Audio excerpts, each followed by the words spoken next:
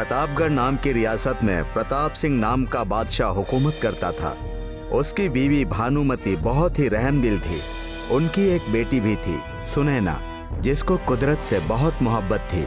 वो परिंदों के साथ खेलती, उनकी मदद करती और जानवरों से मोहब्बत करती थी। बेगम, देखो हमारी बेटी सुनैना कितनी दरिया दिल है। वो बिल्कुल तुम्हारी तरह है। जिस तरह से तुम आवाम से मोहब्बत से पेश आती हो, उसी तरह ये जानवरों और परिंदों से बहुत मोहब्बत करती है। ये बिल्कुल तुम्हारे ऊपर गई है। बादशाह, एक मलिका का ऐसा होना जरूरी है। देखिए हमारी बेटी को कैसे जानवर और परिंदे घेर कर बैठे रहते हैं। ऐसा लगता है जैसे सुनैना इनसे राब्ता कर रही हो और इनके मसलों को सुलझा रही हो। सुनैना का वक्त ऐसे ही गुजर रहा था। वो हंसती खेलती बड़ी हो रही थी। एक दिन वो जंगल में तफरीह कर रही थी कि पता नहीं कहां से एक चील ने एक घोंसला लाकर वहां पर गिरा दिया। अरे, ये घोंसला कहां से आ गया? अच्छा हुआ ये घास के ढेर पर गिरा, नहीं तो इसमें रखे अंडे फूट जाते। सुनैना नजदीक जाकर देखती है तो अंडे सही सलामत होते हैं और वो उन्हें देखकर हैरत में पड़ जाती है, क्योंकि वो अंडे आम अंडों से बहुत बड़े थे। वो समझ नहीं पाई कि ये अंडे किस परिंदे के हैं। आज तक मैंने इतने बड़े अंडे नहीं देखे और ना ही इतने बड़े परिंदे। न जाने उस चील ने किस परिंदे के अंडे यहाँ लाकर गिरा दिए। लेकिन अब जब ये मुझे मिल गए हैं तो मुझे इन अंडों की देखभाल करनी होगी। सुनैना बहुत बेहतरीन तरीके से उन अंडों की देखभाल करती है और उनके फूटने का इंतजार करती है। वक्त बीतता है और अंडे फूटने के लिए तैयार हो जाते हैं। लगता है अंडे फूटने वाले हैं। अब पता चल जाएगा कि इतने बड़े परिंदे कौन से हैं। इतने वक्त से इनकी अम्मी भी इन्हें ढूंढते हुए यहाँ नहीं आई। मुझे ही इनकी अम्मी बनकर इनकी देखभाल करनी पड़ी। अंडे फूटते वक्त प्रताप सिंह और भानुमति भी वहाँ आ जाते हैं। बेटी, तुम्हारी मेहनत रंग लाई और अब देखो इन अंडों में से अब चूजे निकलने वाले हैं। लेकिन ये किसके बच्चे हैं, समझ नहीं आ रहा। अम्मी, आप बस थोड़ा इंतजार और कीजिए। फिर जब अंडे फूटते हैं तो सबके होश उड़ जाते हैं, क्योंकि वो अंडे एक ड्रैगन के होते हैं। सुनैना, जल्दी से दूर हो जाइए। ये तो ड्रैगन के बच्चे हैं। ये तुम्हें जलाकर खत्म कर देंगे। हे ऊपर वाले, ये चील किस आफत को हमारे यहाँ लेकर आ गया। ये ड्रैगन तो बहुत खतरनाक होते हैं। मैं अभी सिपाहियों को बुलाता हूँ और इन ड्रैगनों को मारने के लिए कहता हूँ। अभी तो इनसे इतना खतरा नहीं है, लेकिन जैसे जैसे ये बड़े होंगे तो हमारी रियासत के लिए बहुत बड़ा खतरा बन जाएंगे। नहीं नहीं अब्बू, आप ऐसा नहीं कर सकते। हमने इसकी बहुत देखभाल की है। हम किसी को इन्हें हाथ नहीं लगाने देंगे। ये तीनों हमारे साथ ही रहेंगे। अरे नहीं नहीं सुनैना, ये ड्रैगन तुम्हारे साथ नहीं रह सकते बेटी। ये तुम्हारे साथ क्या, ये इस रियासत में ही नहीं रह सकते। इनसे हम सबको बहुत खतरा है। अब्बू जान, हमने आज तक आपसे कुछ नहीं मांगा। आप मुझे ये तीनों ड्रैगन दे दीजिए। मैं आपसे वायदा करती हूँ कि ये तीनों ड्रैगन आपको कभी नुकसान नहीं पहुँचाएंगे। मैं इन्हें ऐसी तालीम दूंगी कि ये अपनी असली शक्ल ही भूल जाएंगे।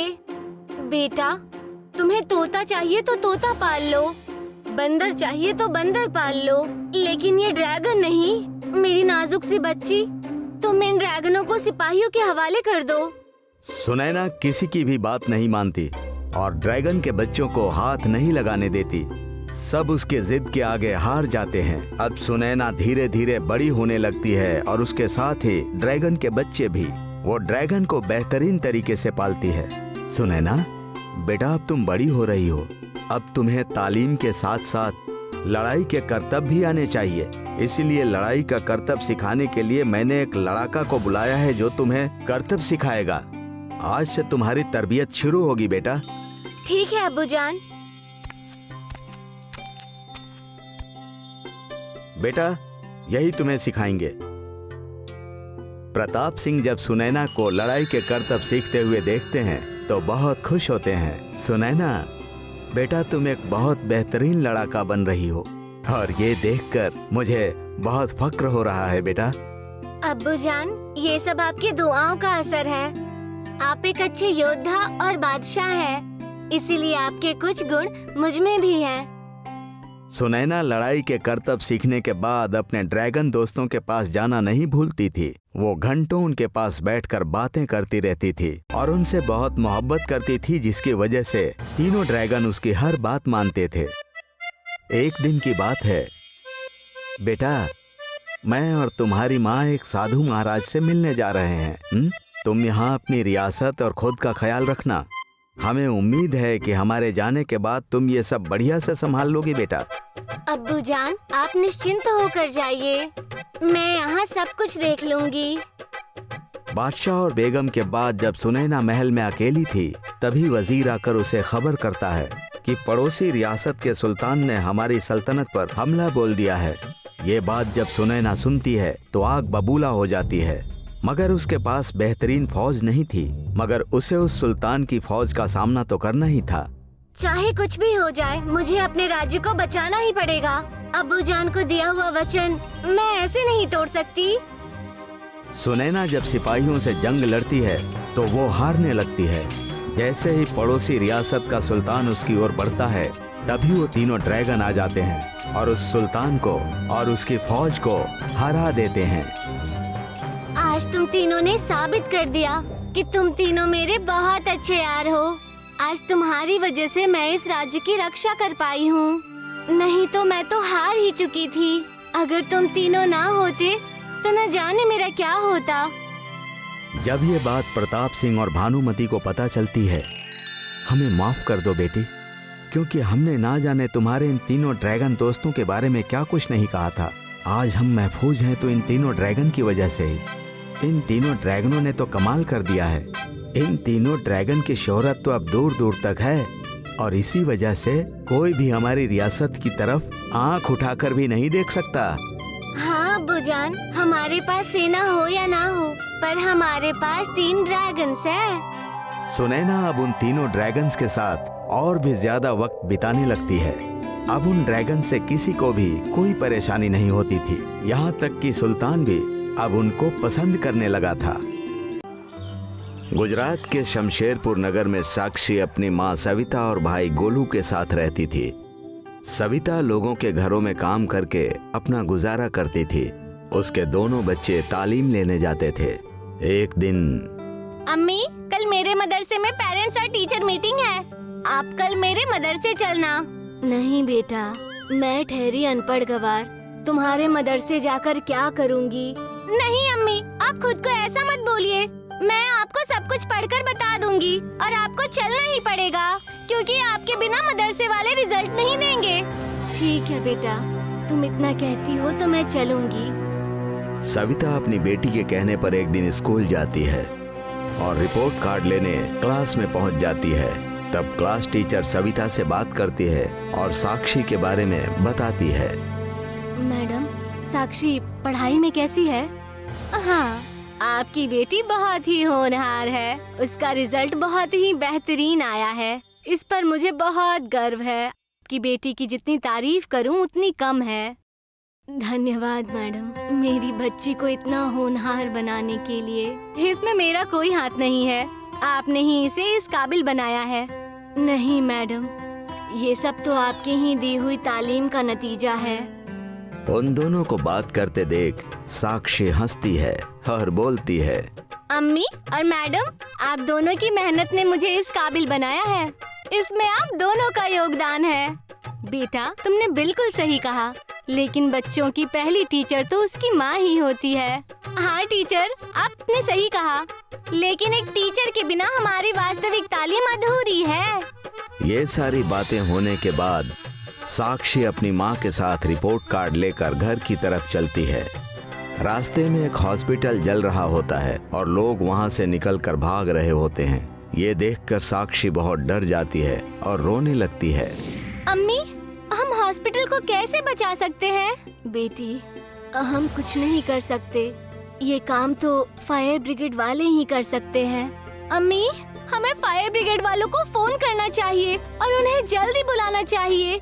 हाँ बेटी, पर हमारे पास तो कोई फोन नहीं है, हम कैसे बुलाएंगे? अम्मी, मैं अस्पताल वालों को जाकर बोलती हूँ। हाँ बेटी, पता नहीं उन लोगों ने फोन किया है कि नहीं।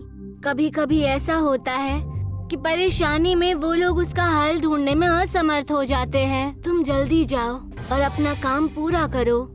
साक्षी दौड़कर हॉस्पिटल के बड़े अफसर के पास जाकर उनसे बात करती है। उधर हॉस्पिटल में आग की लपटें और बढ़ती जाती हैं और बेबस मरीज भी उसमें जल रहे थे। ये सब देखकर, सर, क्या आपने फायर ब्रिगेड को बुलाया? हाँ, मैंने उन्हें फोन कर दिया है, मगर उन्हें आने में देर लगेगी क्योंकि वो ट्रैफिक में फंसे हैं। ये आप क्या कह रहे हैं सर? फिर ये हॉस्पिटल कैसे बचेगा? बेटा, हम क्या कर सकते हैं? जितना ज्यादा बन सकता है हमारे मातहत कर रहे हैं। आगे तो ऊपर वाला ही जाने क्या होगा बेटा। साक्षी फायर ब्रिगेड वालों की देरी से आने की खबर सुनकर बहुत मायूस होती है। वो अपने माँ के पास जाती है और उनको सारी बात बताती है और रोते हुए भगवान को याद करने लगती है। हे ऊपर वाले, किसी तरह इस हॉस्पिटल को बचा लीजिए। हे ऊपर वाले, मेरी दुआ सुन लीजिए। प्लीज ऊपर वाले, प्लीज प्लीज ऊपर वाले, प्लीज। साक्षी भगवान को याद करती है तो भगवान को रहम आता है और उसकी मांगी हुई मन्नत पूरी हो जाती है। साक्षी की मन्नत मांगने से बारिश होने लगी और बारिश होने से हॉस्पिटल की आग बुझ गई। सारे मरीज बच गए। साक्षी फिर सुकून से अपने घर की तरफ चल देती है। बेटी, तू सच में बहुत प्यारी है। ऐसे ही समाज सेवा करके खूब नाम कमाना, इससे मन को शांति भी मिलेगी। लेकिन मैंने तो कुछ किया ही नहीं। बेटा, तुमने सच्चे दिल से ऊपर वाले से दुआ की, यही बहुत है। छोटे बच्चे सच्चे मन से ऊपर वाले से जो भी मांगते हैं तो वो पूरा होता है। साक्षी खुशी खुशी अपने घर पहुंच जाती है। फिर ऐसे ही कुछ दिन बीत जाते हैं। साक्षी की माँ उसे हर रोज परियों की कहानी सुनाया करती है। एक दिन उसके स्कूल में स्कूल का योग तासीज मनाया जाता है। उसी सिलसिले में स्कूल में खाना बनाया जाता है। सभी बच्चे तैयार होकर स्कूल पहुंचते हैं। बेटा, तुमने अपने प्रोग्राम की तैयारी अच्छे से कर ली है ना? यस मैम, मैंने कर ली है। उधर बावर्ची खाने में छोटी सी गलती की वजह से आग लग जाती है। उस वक्त गर्मी का मौसम होता है। हवाएं तेज चल रही होती हैं, जिसकी वजह से आग की लपटें फैलने लगती हैं। धीरे धीरे आग पूरे स्कूल में फैल जाती है। सभी बच्चे चीखते चिल्लाते इधर उधर भागते हैं। अम्मी कहती है कि ऊपर वाले बच्चों की दुआओं को कबूल करते हैं। उधर साक्षी का भाई गोलू आग में फंस जाता है और वो उसको बचाने के लिए आग की तरफ जाती है, मगर कुछ लोग उसे पकड़ लेते हैं। अरे तुम पागल हो गई हो क्या?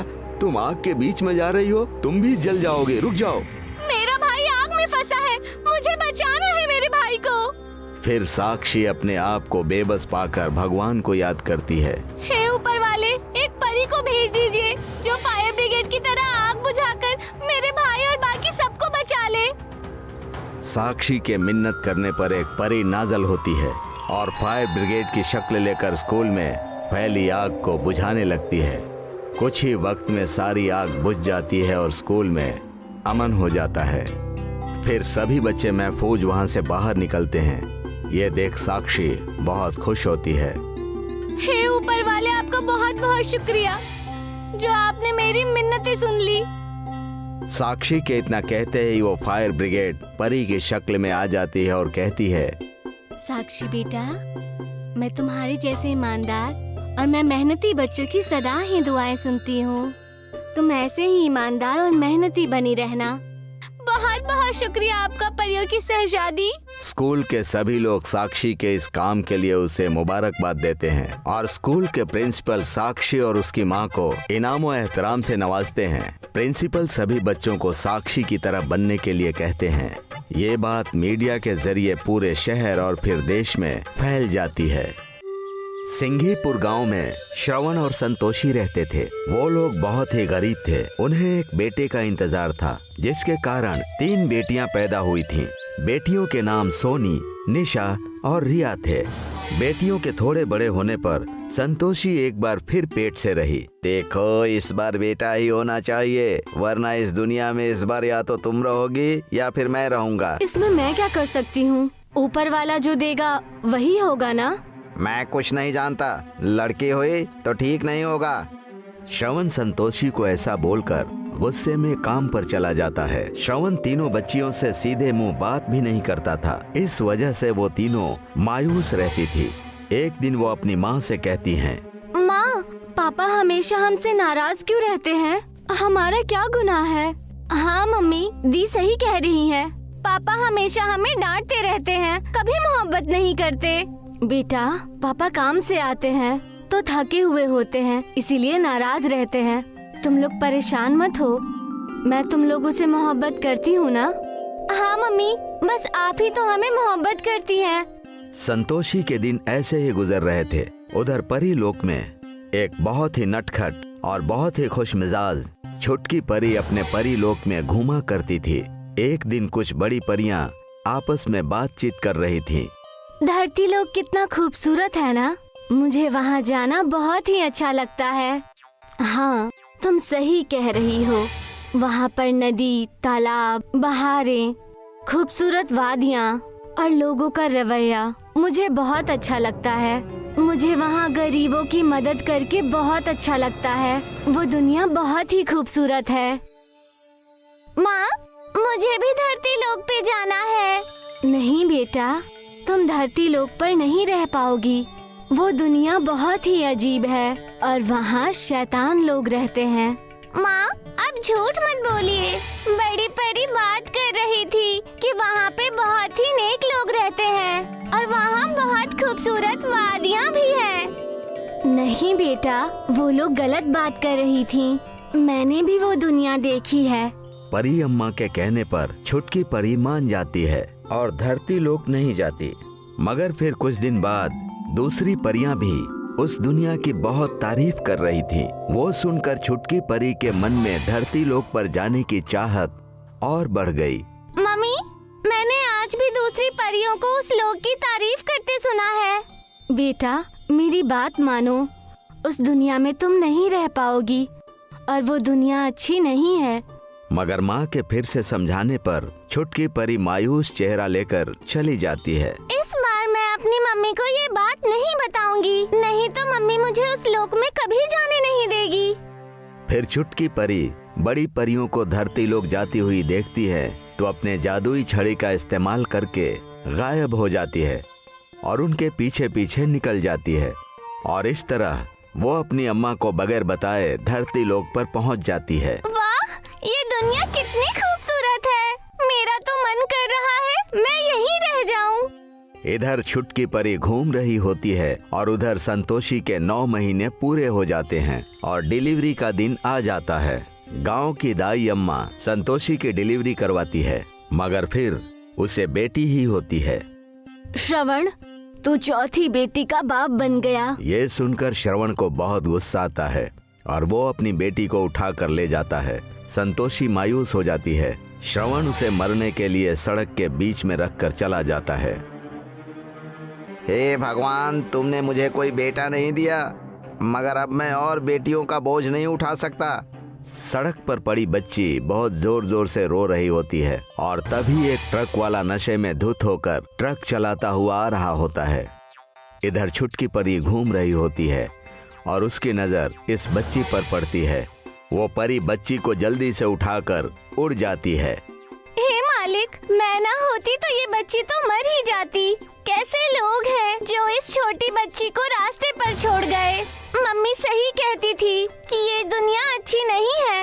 यहाँ तो लोग अपने ही बच्चों को मरने के लिए छोड़ देते हैं। छुटकी परी ये सोचकर आसपास किसी को तलाशने लगती है कि शायद कोई बच्ची को खोज रहा हो, मगर कुछ वक्त बीतने पर भी उसे कोई नहीं दिखता। तो छुटकी परी उस बच्ची को परी लोक ले जाती है और अपनी माँ को सारी बात बताती है। बेटी, मैंने तुमसे कहा था ना कि वो दुनिया अच्छी नहीं है, तो वहाँ पर मत जाओ। अगर तुम्हें वहाँ कुछ हो जाता तो मैं क्या करती? मुझे माफ कर दीजिए मम्मी, लेकिन मैं नहीं जाती तो इस बच्ची का इंतकाल हो जाता ना। बेटा, तुम सही कह रही हो, लेकिन बेटा तुम इस बच्ची को इस लोक में क्यों ले आई? यहाँ इंसान लोग नहीं रह सकते। हमें इसकी मदद करनी चाहिए मम्मी। चलिए इसके अम्मी अब्बू को ढूंढकर इसे उनके हवाले कर दें। ठीक है बेटा, चलते हैं। परी अम्मा उस बच्ची को लेकर धरती पर आ जाती है और रूप बदलकर उस बच्ची के परिवार को ढूंढकर उनकी बच्ची उन्हें दे देती है। आप कौन है मोहतरमा, और ये बच्ची कौन है? मैं इसे नहीं जानता, इसलिए हम नहीं रखेंगे इसे। पहले से ही 3 लड़कियां मेरे गले का फंदा बनी हुई हैं और ये चौथी आप लेकर आई। मैं इसे नहीं रखूंगा। आप झूठ क्यों बोल रहे हो? ये आपकी ही बेटी है जिसे आपने मरने के लिए छोड़ दिया था। आप कौन हैं और ये सब कैसे जानती हैं? परी अम्मा छोटकी परी के साथ हुए वाकये को बताती है और फिर श्रवण परी अम्मा से माफी मांगते हैं और अपनी हालत बताते हैं। इस बच्ची को रख लो, मैं तुम्हारी मदद करूंगी।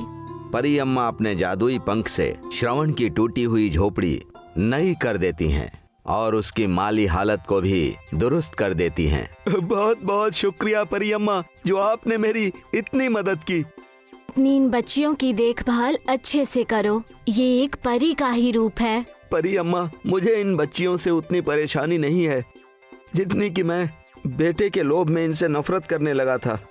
मैं तुम्हारी परेशानी समझ गई, लेकिन अब से ऐसा मत करना। मैं तुम्हें एक बेटा भी देती हूँ। परी माँ अपने जादुई पंख से संतोषी के पेट में एक लड़के की रूह डाल देती हैं। ये देखकर श्रवण खुश हो जाता है और उसके बाद अब वो अपनी बेटियों को मानने लगता है। परी अम्मा उनकी मदद करके चली जाती हैं। फिर श्रवण का एक बेटा भी हो जाता है और सभी खुशहाली से रहने लगते हैं।